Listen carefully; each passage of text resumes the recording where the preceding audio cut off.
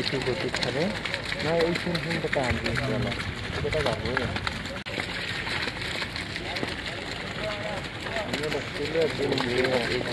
একটু গতি থাকে না এই শুনটা কান দিয়ে গেল সেটা যাবো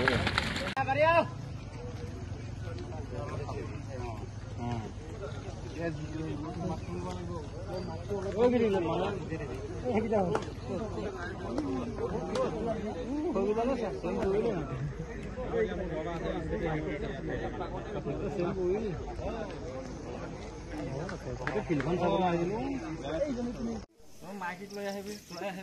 খালি দিম বিয়া পাতিলি নাই মই ক'লো কি এই কাহিনীটো ভালকে বুজা নাই 2 বছৰ হ'ল